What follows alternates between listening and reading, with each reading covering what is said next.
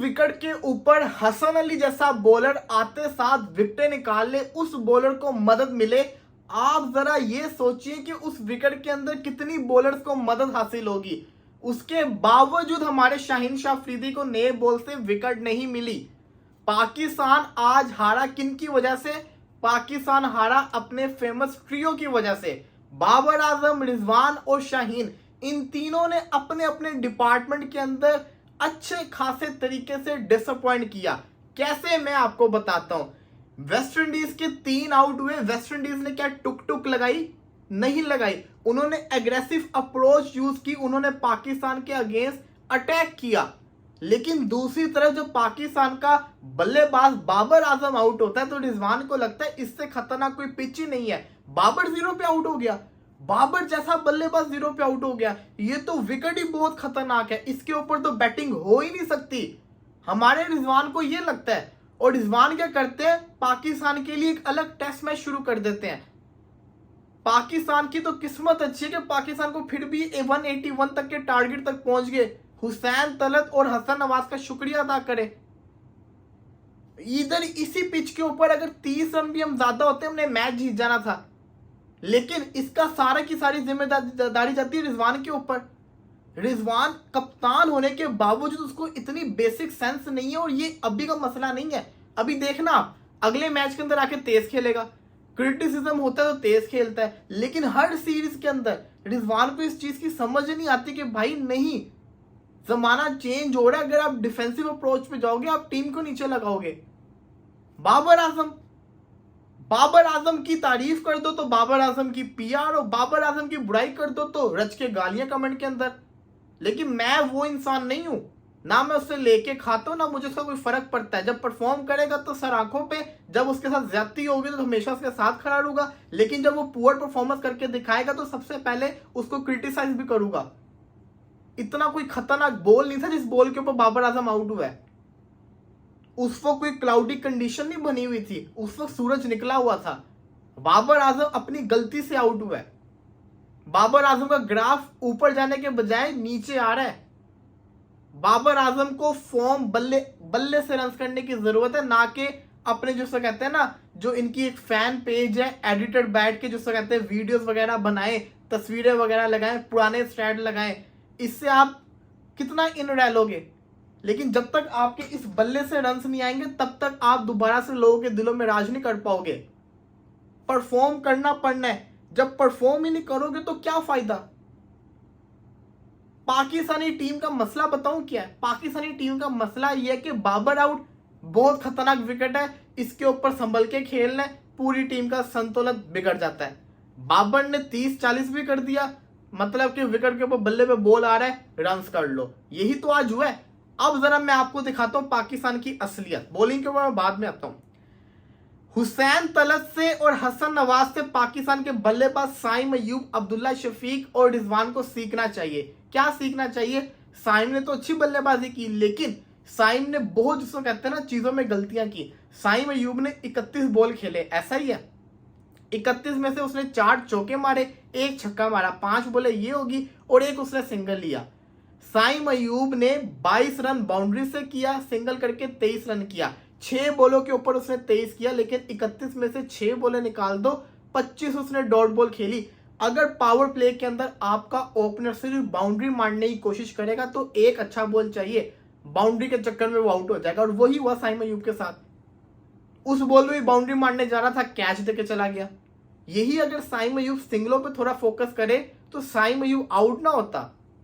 Similarly Hussain Talat, आपने देखा उसका रनअप बॉल वो खेल रहा था, वो भी तो लड़का ही है ना, थोड़े से रन करके गया है, लेकिन अच्छे रन करके गया है ना। ज्यादा उसने अटैकिंग क्रिकेट खेली, लेकिन सिंगल डबलों से उसने काम चलाया। दूसरी तरफ आपका रिजवान है। रिजवान ने 36 बॉलें तकरीबन खेली हैं, 38 बॉलें, 16 उसने रन्स किए हैं, जिसमें 2 चौके हैं। उसके बाद आप अंदाजा लगा ले, 30+ रिजवान ने डॉट बॉल्स खेली हैं। आगा साहब का तो बल्ले से रन्स हो ही नहीं ना रे। बांग्लादेश वाली T20 से लेके वेस्ट इंडीज की T20 सीरीज होगी, ओडीआई सीरीज आ गई, आगा का तो बल्ला चल ही नहीं रहा। वो कल 6 साल के बाद खेलने वाला, कमबैक करने वाला हुसैन तलत रन्स कर रहा है। जिस पिच पे शाहीन नॉट आउट चला जाए उससे अंदाजा लगा लो कि बैटिंग कितनी हो सकती है। फिर हसन नवाज, सल्यूट है भाई तुझे।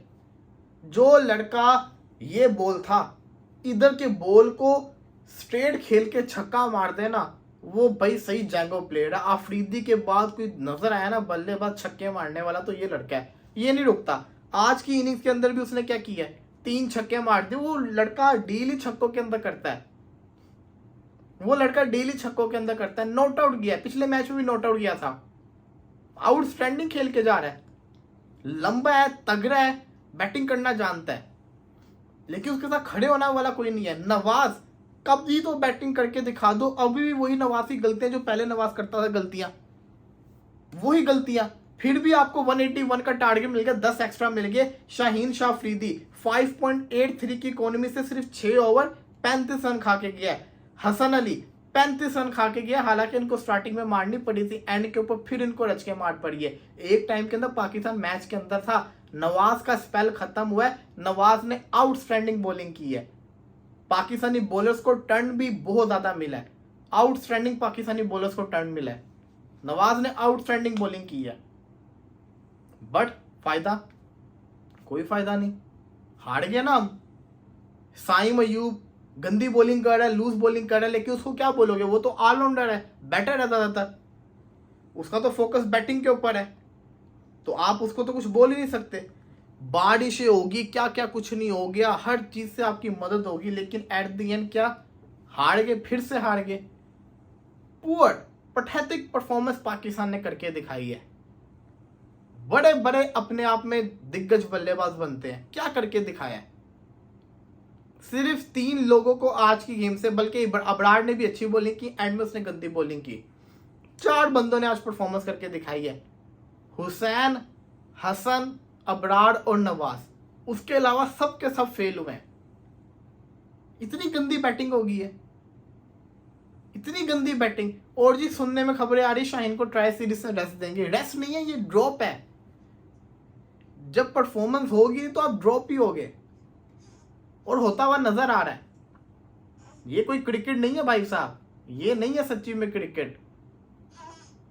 बड़े अफसोस के साथ कहना पड़ रहा है, पाकिस्तान रच के इंतहा की गंदी क्रिकेट खेल रहा है, और वो नजर आ रही है, सच्ची में नजर आ रही है।